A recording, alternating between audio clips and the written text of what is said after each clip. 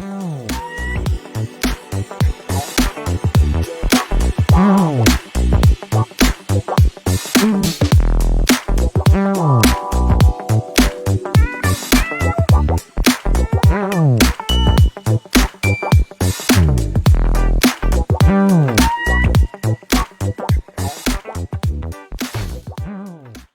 ¿qué tal? Buenas noches. Bienvenido a Verdades que Desnudan, un miércoles más aquí por Telered Digital y por BQD. Bienvenido, muchas gracias por estarnos siguiendo en nuestras redes sociales y por acompañarnos cada miércoles con diferentes temas que llegan hasta tu casa. Y bueno, el día de hoy, bienvenidas Lau, bienvenida Freya. Hola. Gracias. Vamos a tratar un tema con Guido Zamelnik desde Argentina. Él nos acompaña desde Argentina y vamos a hablar sobre educación y sobre coaching. Entonces, les voy a platicar un poco quién es él. Él tiene 20 años o casi 25 años de experiencia en el coaching profesional, es formador de coaches profesionales, es consultor y disertante internacional. Él estuvo en la comisión directiva de ACOP en el periodo del 2006 hasta el 2014. Es coach del gabinete de la Municipalidad de Maipú en Mendoza. Es autor de los libros Coaching Ontológico, Humanizando la Educación y Coaching Integral del Siendo. Es pionero en América del desarrollo del coaching deportivo. Él fue coach de la selección argentina de softball sub-20, que fue campeón mundial en el 2012. Y bueno, es coach en decenas de empresas de Fortune 500 y más de 30,000 personas han participado en sus cursos. Entonces, el día de hoy, él viene a platicar con nosotros. Bienvenido, Guido, ¿cómo estás? Hola, Adi, un gusto, gracias por la invitación. Hola, Freda, hola, Laura, ¿cómo están? Hola, Guido. Gracias. Qué gusto tenerte con nosotros, muchas gracias. Desde Argentina. Un placer. Sí, muchísimas gracias, porque en Argentina ya son las 12 de la noche, ¿verdad? Muchísimas gracias por estar. Son las 12 de la noche, despierto desde las 6 de la mañana, que me levanté para ir a hacer mi entrenamiento, mi meditación al río, y acá estamos, seguimos despiertos. Muchísimas gracias. Y bueno, lo primero que me gustaría preguntarte es, ante tantos cambios que ha habido ahora, que si virtual, que si no virtual, todo lo que está sucediendo ahorita, ¿cómo ves la educación? ¿Por dónde arrancamos? Y está como muy revolucionada, ¿no? De hecho, varios coincidimos con la idea de que la educación no necesita ser mejorada o innovada, ¿no? Sino más bien transformada casi por completo, ¿no? Claro. Hablando de hoy en día puntualmente, ¿no? De que hablábamos afuera del aire, ¿no? El backstage, que si virtual, no virtual, que la pandemia, entonces que los chicos van a la presencia, ¿no? Creo que eso es algo, bueno, muy del momento, ¿no? Porque nos tocó de sorpresa el año pasado y todavía seguimos con esto. Pero más allá de eso, así como en cualquier área de la vida, la pandemia lo que vino a hacer creo que fue acelerar procesos que ya se iban gestando, ¿no? Y que se iban preparando e íbamos para estos lados que estamos yendo hoy en día pasos agigantados, ¿sí? En general lo que escuché es que hubo muchos, no sé si llamarlo problemas, pero muchos desafíos, ¿no? Para los profesores, docentes, maestros, en adaptarse a esos cambios, ¿no? Tan rápido, y poder adaptar. Lo complicado para muchos es adaptar los contenidos al formato virtual, ¿no? O sea, gente que está muy acostumbrada al formato presencial, que sabemos en qué consiste, ¿no? Y todas las facilidades que tenés, y la conexión, y el estar juntos, y el intercambio. En Argentina, bueno, en un estudio compartíamos, la pandemia no nos dejó compartir más mate, pero era algo común el compartir, el estar juntos, y bueno, todo esto es de mucho desafío para la gente, para el educador poder facilitar ese aprendizaje y para los que están del otro lado poder conectarnos. Pero, ahí agrego pero, me parece que tiene más que ver con la preparación de los profesionales que nos toca educar que de la situación en sí misma. Pero Guido, ¿qué necesitarían hoy los educadores? Porque justo hablábamos backstage, ¿no? Que hay distractores, por ejemplo, tanto para los educados como los educadores, porque no es lo mismo estar concentrado en un aula a estar pues, con distractores en tu casa. Bueno, ¿qué necesitaría el educador como primer punto para afrontar esta nueva modalidad? Creo que podemos apuntar a dos caminos, ¿no? Un camino es el personal, el otro camino es el tecnológico, me parece, ¿no? Digo, para llamarlos de alguna manera. El personal, trabajar mucho en la gestión emocional, mucho.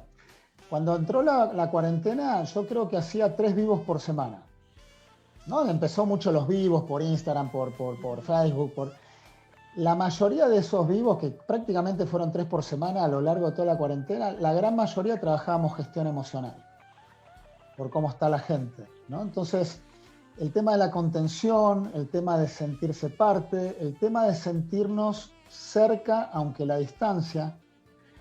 Y en mi caso, yo soy educador, ¿sí? O sea, yo formo coaches hace 20 años prácticamente. Y después, bueno, el trabajo con las empresas, porque, digo, hablemos de la educación en todo sentido, ¿no? Porque nos podemos segmentar a la educación ¿no? institucional, primaria, secundaria, terciaria, ¿no? O podemos hablar de la educación en general, porque digo, los jefes a sus empleados en las empresas educan, los padres con los chicos en sus casas también educan, digo, ¿no? Es todo el tiempo la educación en el sentido amplio. Y entonces creo que por un lado en la parte personal es fundamental el trabajo de la gestión emocional, trabajar mucho la resiliencia, trabajar en la capacidad, lo digo como capacidad, como competencia, en la capacidad de uno de poder aceptar cuando una situación es como es. ¿Sí? En la cuarentena vi 2 grandes bandos, un montón de gente peleándose con la situación y de hecho por pelearse no cambió la situación, la cuarentena seguía, las restricciones seguían, pero la gente seguía peleada y por lo tanto enojada y por lo tanto con un estado como de resentimiento, ¿no? y como una fuerza de resistencia que lo único que hace es quitarte posibilidades. Y la gente que pudo, ¿no? aceptar la situación, que no implica que me guste, que no implica que la quiera, que no implique que le pido al universo que me mande más pandemias. No, no quiere decir eso. No me gusta, no la quiero, no la elijo, pero está. Entonces, en primera persona lo digo, ¿no? Pero hablo de cada quien. Si pudiésemos tener esta capacidad de aceptación de que las cosas están siendo en el presente como son, toda esa corriente, ¿no? de energía, no sé si querés llamarla más negativa o más de retracción, ¿no? que te quita posibilidades, automáticamente desaparece. Porque desde el momento que vos podés aceptar el presente como es, tenés mucha más libertad para moverte hacia un futuro distinto. Pero si estás preso y estás agarrado de lo que pasó o de lo que no pasó, que ya no lo puedes cambiar, como dicen ustedes, estamos fregados. ¿No? Entonces, por un lado eso.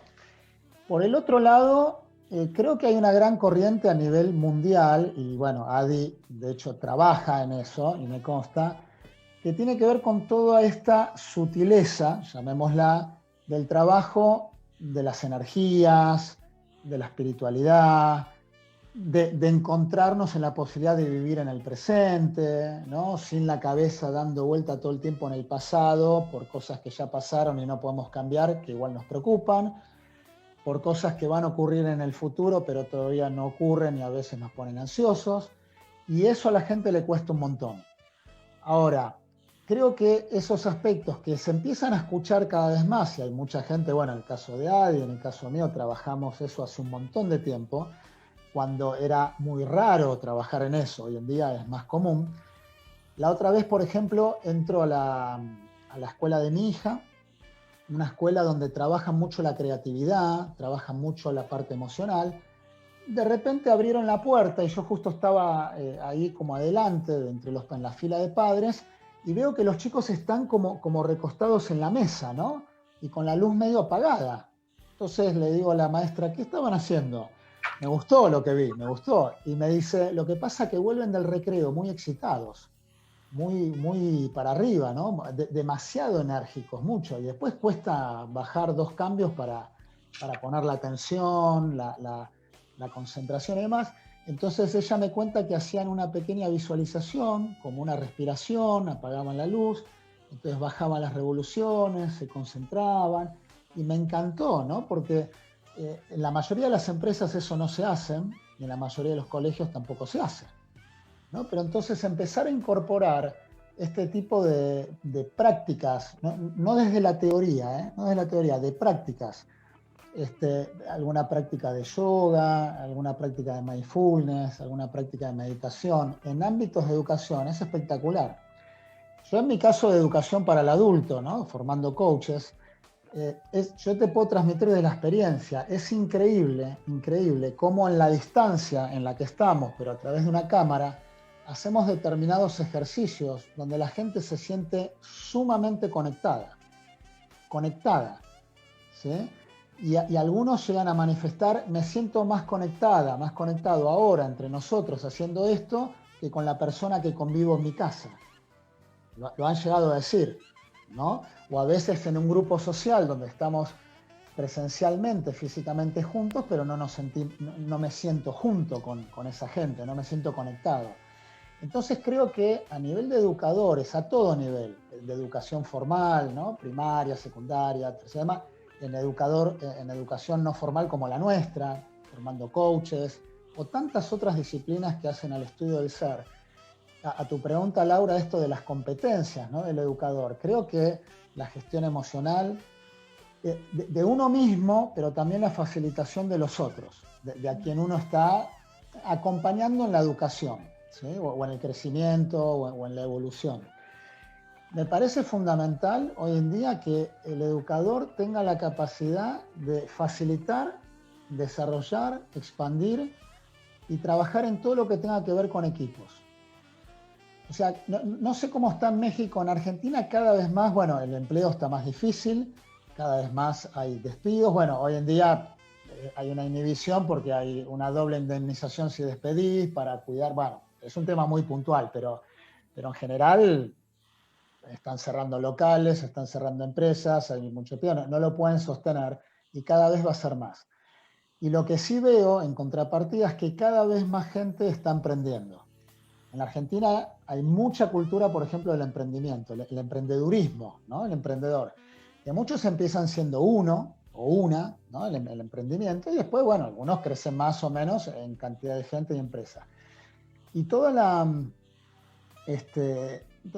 cultura del emprendedor tiene mucho que ver con esto, ¿no? Entonces, digo, el emprendedor que arranca solo, rápidamente va a tener que empezar a hacer alianzas con el mercado, porque uno solo no puede abastecer a sus clientes con un montón de situaciones que los clientes le deben pedir, porque tenemos 24 horas, porque tenemos 2 manos, porque tenemos una cabeza. Y lo que veo es que rápidamente los emprendedores, por ejemplo, empiezan a hacer alianzas estratégicas, además. Entonces nos vamos hacia un mundo donde eso cada vez va a ser más común. Entonces creo que es sumamente imperioso la necesidad de aprender a trabajar en equipo. Y para los educadores, poder facilitar, ya sea en educación para chicos, ¿no? O en educación para grandes, que la gente pueda desarrollar esto que hoy en día se llama como aprendizaje colaborativo. Entonces, yo, por ejemplo, en la formación cada vez apunto más a que trabajen entre ellos solucionando situaciones, llamarlo problemáticas, o guías de aprendizaje, donde no le exijo que la resolución la hagan de a uno, sino que la busquen en conjunto. Entonces todo el tiempo estamos como facilitando la construcción en conjunto. Y creo que es una manera, ¿no?, de ir preparando a la gente para el mercado laboral, donde seguramente vamos a necesitar eso. Mucha gestión emocional, mucha gestión de la comunicación para trabajar en lo intercultural y lo intergeneracional, y después el trabajo en equipo. A nivel de empresas, te diría que los últimos años, aparte que me encanta trabajarlo, pero no porque me encanta, sino porque la gente lo pide, lo que más hemos trabajado fue gestión emocional y trabajos de equipo. Y creatividad e innovación. en un mundo que cada vez nos desafía más, necesitamos cada vez más tener el pensamiento, ¿no?, en modo creativo e innovador. Entonces creo que educando ¿no?, más arte, más mover el cuerpo, calidad de movimiento, calidad de pensamiento. Creo que los chicos necesitan mover mucho más el cuerpo en la escuela, desde diferentes lugares, puede ser el baile, puede ser la actuación, la expresión, diferentes formas de llegar, ¿no?, donde puedan desarrollar otras como habilidades o competencias, porque ya sabéis, lo que estoy diciendo no es nada nuevo. O sea, Garner, hace muchos años, Adi, no sé si recuerdas desde qué año, que es el año 70, 80, desde cuándo ya empezó a hablar de inteligencias múltiples, ¿no? Entonces, creo que es fundamental para la educación poder trabajar en eso. Y si el educador no tiene contemplado todo eso, en su momento hablé con la persona que era número 2 del ministerio. Dale, Freda. Guido, es que, ¿qué crees? Tenemos muchas preguntas que queremos hacerte y además con las preguntas. Tenemos saludos que queremos mandar. Okay. Y entonces, bueno, discúlpame y que disfrutes mientras tu mate. Jugo verde. De Rafael de la Sierra, de Leticia Vázquez, y dice gracias. Nos saluda Javier Hernández, Jorge Valencia, RD Osil, Juan José PM, Edgar García, Bernard, Víctor Rubio, Michelle González. Después tenemos a Héctor Armando Lizárraga, Susi Bim, Emma Castro, Fabiola Ojeda, Gloria Herrera, Alejandro Flores, Miguel Castro, y hay más personas, pero bueno, espero que lo podamos hacer más tarde. Y bueno, una pregunta que nos hace también el público es, queremos saber de qué manera poder involucrar esta educación informal, como le llamaste, o no formal más bien, para poderla integrar a nuestras escuelas. Yo soy maestra y me gustaría saber cómo. Gracias por la pregunta, y gran pregunta, y te cuento que en eso estamos. En Argentina, en nuestro caso, cuando digo nuestro caso, digo yo soy director de una consultora de coaching, consultoría, y una escuela de coaching, ¿sí?, donde formamos coaching más. Tenemos presentado, te cuento así, un proyecto al gobierno de la Ciudad de Buenos Aires, donde todo esto es para llevarlo al terreno de la educación formal. Un proyecto donde tiene que ver con la, llamémoslo, alfabetización emocional de los chicos. Viste que la gente no tiene vocabulario emocional. No sé en México, acá en Argentina le preguntas a alguien cómo estás y te responde bien, o mal, o más o menos. Eso no es un estado de ánimo. Bien, mal, más o menos, muy bien, excelente, mal, pésimo. No es un estado de ánimo, no te dice nada. Entonces no tenemos vocabulario, y si no podemos reconocer en el ánimo en que estamos, mucho menos podemos hacer algo para cambiarlo. Y el ánimo es una gran predisposición para la acción. Gran parte de nuestra vida y nuestros resultados dependen de nuestros ánimos, de cómo los gestionemos. Entonces tenemos presentado un proyecto donde, que lo tengamos presentado no quiere decir que esté avanzado y que salga, quiere decir que lo presentamos. Una cosa son nuestros tiempos, y otra cosa son los tiempos de nuestros funcionarios, que tienen otras prioridades hoy en día. Pero básicamente, para resumirlo, es todo un trabajo que integra desde una manera, llamarlo holística, integral, sistémica, desde un espacio interdisciplinario, trabajando. Te nombro algunas, pues son muchas disciplinas que están en juego, pero coaching, ontología del lenguaje, inteligencia emocional, inteligencias múltiples, está metido el yoga y trabajos de bioenergía, de mindfulness, y algunos cuantos más que ya ni me acuerdo cuántos nombré. Todo eso de una manera bien integrada, no emparchada, pegado, bien integrada, para trabajar con chicos de 4 años, empezando con chicos de 4 años hasta la universidad. Todo por etapas, ¿no? Todo por etapas con ejercicios, con rutinas, con juegos, con interacciones, de acuerdo a la edad, para ir trabajando toda la gestión emocional en los más chicos. Eso no termina nunca porque sigue siempre, pero en los más grandes metiéndonos también el tema de la comunicación. Y en los más grandes, en los chicos de 16, 17 años que ya están en cuarto, quinto año acá, no sé cómo es allá en México, que tenemos todo desarrollado como un programa que es diseño de futuro y preparación para la vida. O sea, todo un trabajo para que ellos puedan visionarse a 10 años. O sea, tenés de 6, 17, visionarse a los 25, 26, 30 años, ahí desde el modelo del coaching, para poder facilitarlos que puedan hacer ese trabajo de sentir y de vivir en el presente cómo puede ser su vida ahí, elegida por ellos. No la que tu padre quiere que hagas, no la de que está de moda, no la que el test vocacional te dice, la que tú eliges. Y después, eso para el nivel de lo que sería el educando, ¿no? El educando, la persona que estudia. Pero para el nivel de los educadores, profesores, maestros, psicopedagogos, coordinadores, directores, todo una suerte de diplomado de neurocoaching educativo. Entonces, sería algo así como de profesor a coach, sería, ¿no? Como el profesor, por ejemplo, ahí, el docente. ¿Cómo metes coaching ahí? ¿Cómo te ayuda el coaching a toda esta transformación? Porque digamos que el eje que manejas tú básicamente es el coaching. ¿Cómo ayuda el coaching en toda esta transformación? Fenómeno. El coaching, a ver, para los que no saben, el coaching se da en un espacio de aprendizaje donde el coach facilita a la otra persona o a las otras personas, si es un grupo, a que puedan desarrollar nuevas formas de ser y hacer. ¿Para qué? Para eventualmente lograr lo que se proponen, pero que por sí mismos no están pudiendo. El coaching es una relación muy distinta a todas las que se conocen. Es muy diferente a la enseñanza, es muy diferente a la guía, a la guía que podríamos llamar mentoring, es muy diferente a la consultoría, al consulting, ¿no? Donde generalmente está puesto el saber en el profesional.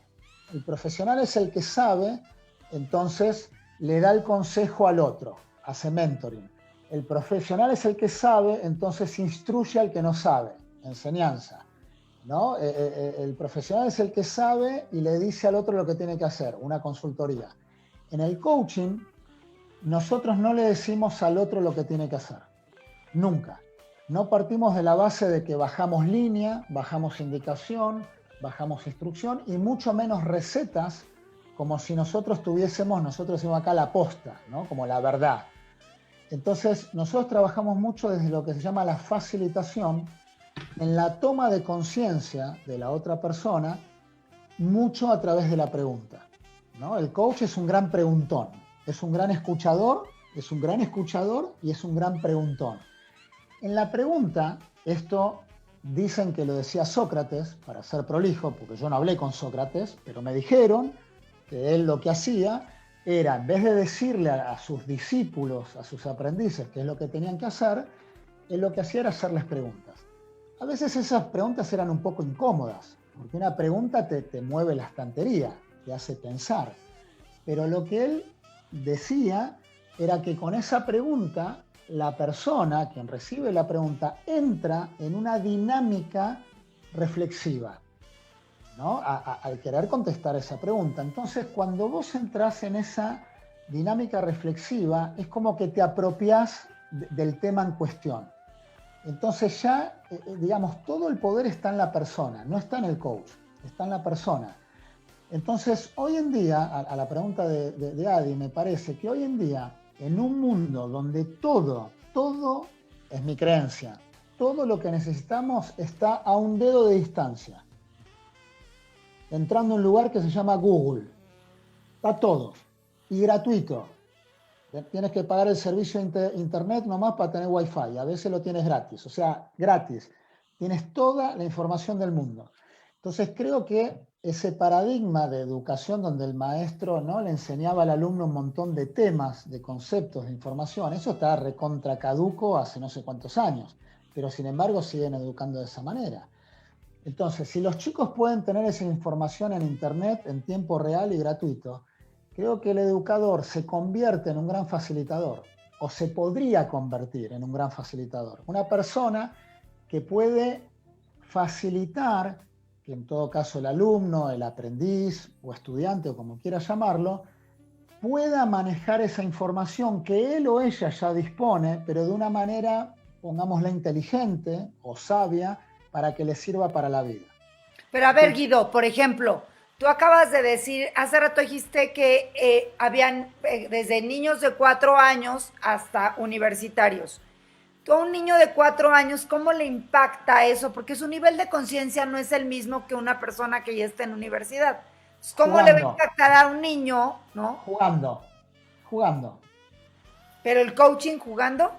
Sí, okay. En el coaching jugamos mucho. El coaching nosotros desarrollamos hace 20 años. Lo que hoy en día para algunos es una novedad, nosotros lo venimos trabajando hace 22 años, más o menos, que es el aprendizaje experiencial. Aprendizaje experiencial, te lo resumo en 5 puntos, y lo digo en primera persona. Te doy un desafío para hacer, una problemática a resolver, un ejercicio. Número 1, está el desafío. Número 2, la gente se encuentra haciendo el desafío. Un adulto hará una clase de desafíos, un chico de 4 años hará otro desafío, por supuesto, acorde a la edad. Pero en el juego, en el resolver esa situación, en una dinámica relacional, se encuentran haciendo. Cuando la gente se encuentra haciendo, surge algo que es la emoción. A ti y a mí, cuando estamos haciendo, nos ocurre algo. A ti te está pasando algo ahora por conversar juntos y a mí me está pasando algo, porque estamos haciendo y nos pasa algo emocionalmente, nos sentimos de una manera. Cuando estamos en la vivencia de esa experiencia, ya lo que diga el instructor, el formador, no tiene ningún sentido, porque lo que importa es qué le está pasando al otro, cuál está haciendo la experiencia del otro. Entonces, si yo te propongo un juego, una dinámica, un desafío, y tú lo haces con otros compañeros, segundo paso, haces. Tercer paso, yo me vuelvo un facilitador del aprendizaje. ¿Qué hago? Te empiezo a hacer preguntas. ¿Cuál fue tu experiencia de ese juego, de esa dinámica? ¿Cómo te fue? ¿Cómo no te fue? ¿Cómo lo sentiste? ¿Te sirvió? ¿No te sirvió? ¿Qué aprendiste? Lo que fuese. Y todo eso es tu aprendizaje. No es lo que yo tenga para decirte. Es tu aprendizaje, es tu vivencia. Número 4, linkear la experiencia de ese juego, de esa dinámica con el día a día. Y esto que te pasó en el juego, que aprendiste en el juego, ¿cómo se relaciona con el día a día? Con tu familia, con no sé, cuando vas al club a jugar un deporte o lo que fuese. ¿Sí? Entonces, número 4. Y número 5, como coach o profesor, maestro, facilitador, facilitarle a la gente que pueda diseñar sus propias prácticas, hábitos, estrategias, acciones para que eventualmente le pueda salir a partir de ahora lo que antes no le salía. Esos 5 puntos hacen a lo que llamamos aprendizaje transformacional o experiencial, donde todo el foco, el protagonista es el que está aprendiendo. Y el coach, o el maestro en este caso, es el facilitador de ese espacio de aprendizaje. Y acá partimos dos grandes paradigmas, que una cosa es el paradigma de enseñar y otro paradigma es el de facilitar el aprendizaje del otro. ¿Ok? Entonces, por ejemplo, mi hija esto lo tiene súper aprendido. Entonces, ¿qué le pasa? No se está yendo a dormir. ¿Por qué? Porque me lo está pidiendo hace 5 minutos, perdón. Si no hago esto, no se va a dormir. Ay. Pues qué padre. Esto es en vivo, esto es televisión en vivo. Desgraciadamente ya se nos acabó el tiempo. Qué bueno. Qué padre cerrar con esto. Qué padre cerrar con el abrazo. Qué bonito. Maya, un abrazo. No saben el vocabulario que tienen emocional. La forma en que hablan de sus emociones, describiendo literalmente, exactamente qué les pasa en su cuerpo, o sea, cuál es la experiencia que están viviendo cuando tienen una situación. A mí como papá me facilita un montón eso, porque me dice, estoy angustiada, o estoy enojada, o estoy esto, y me pasa esto. Siento dolor acá, tengo presión en el pecho, tengo dura la pierna, lo que sea, te dicen con un nivel de detalle el síntoma Claro. de lo que tiene. Y los vínculos que genera, ¿no? La motivación, la estimulación, todo esto está increíble. Es mucho más fácil facilitarlos. ¿Tenés que decir algo? Pues muchísimas gracias, Guido. Se nos acabó el tiempo. No sé si ¿Tenemos un minuto o no? ¿Para un regalo final? Sí. A ella le costaba mucho las matemáticas. ¿Les podés contar en 30 segundos qué te sirvió de lo que trabajamos juntos para resolver las matemáticas? Cuéntanos, ¿Contarles en 30 segundos? No sé qué cosa. Pero bueno, ¿qué pasó cuando estuvimos juntos que lo resolviste en 15 minutos y perfecto, cuando te costaba un montón antes? ¿Qué pasó? Contalo con tus palabras, como te salga. Pero contalo lo que te acuerdes de tu experiencia. No tenés que contar paso a paso lo que hicimos. La experiencia, ¿qué te acordás? ¿En qué ánimo estabas o cómo lo viviste cuando lo resolvimos? Estaba feliz porque lo pude hacer sola y cuando lo buscaste en la calculadora estaba bien como Estaba feliz porque lo pudo resolver sola. Yo no le mostraba, no le daba ninguna respuesta. Todo el tiempo le hacía preguntas, ella lo iba resolviendo y ella sola iba sacando. Y ahora tiene una nueva práctica que lo desarrolló el otro día, que antes cuando arrancaba un cuaderno de matemáticas, lo abría, ya estaba frustrada. Y internamente se decía, no me sale, no me va a salir más. Ahora, antes de abrir el cuaderno de matemáticas, se dice tres cosas. Soy buena en matemáticas, voy a disfrutar hacerlo, me va a salir bien. Okay. Esas tres cosas, cerrando un poquito los ojos, se dice antes de abrir el cuaderno de matemáticas. Entonces, con un juego, tiene 9 años, con un pequeño juego, ella va tomando esto de su trabajo emocional aplicado a la acción y al resultado.